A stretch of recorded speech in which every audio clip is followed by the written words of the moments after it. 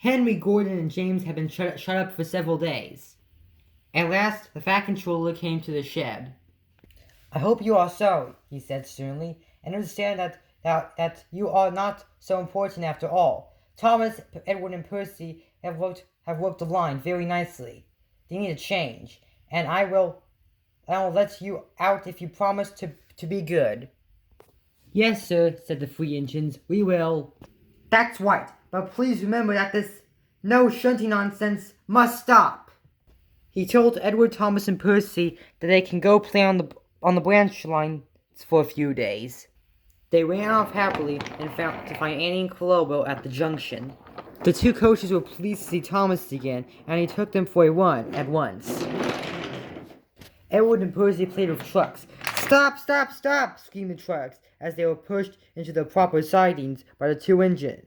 But the two engines laughed and went on shunting till the trucks were agreed. Next, Edward took some empty trucks to the quarry, and Percy was left alone. Percy didn't mind that a bit. He liked watching the trains and being cheeky to the engines. Hurry up! Hurry up! Hurry up! He would call to them. Gordon, Henry, and James got very cross.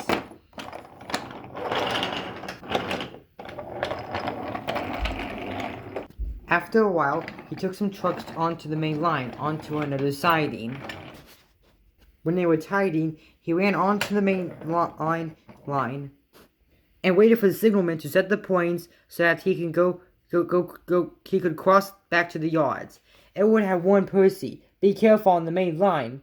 Whistle to the signalman, but if you are there. But Percy didn't remember to whistle, and the signalman was so busy and forgot Percy. Bells rang in the signal box. The man answered, saying the line was clear, and signaled for the next train. Percy waited and waited. The points was still against him. He looked along the main line. Peep, peep! He whistled in horror, for rushing towards him was Gordon with the express. Poop, poop, poop, whistled Gordon.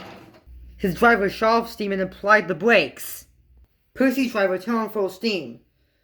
Back, Percy, back, he argued. But Percy's wheel wouldn't turn quickly. Gordon was coming so fast that it seemed he couldn't stop. Percy shut his eyes and waited for the crash. His driver and fireman jumped out. Grrr! Groaned Gordon. Get out of my way! Percy opened his eyes. Gordon stopped with Percy's buffers a few inches from his own. Percy had begun to move. I won't stay here! I want away! He puffed. He was soon clear of the station and went as fast as he ever could. He went through Elwood Station whistling loudly. He was so frightened and ran up Gordon's hill without stopping. He was tired then and wanted to stop, but he couldn't. He had no driver to shut off steam and apply brakes. I don't have to wait till my wheels worn out, he thought Sally. Oh dear, I want to stop. I want to stop. He puffed in a tired sort of way. He passed another signal box. I know just what you want, little Percy, the man called kindly.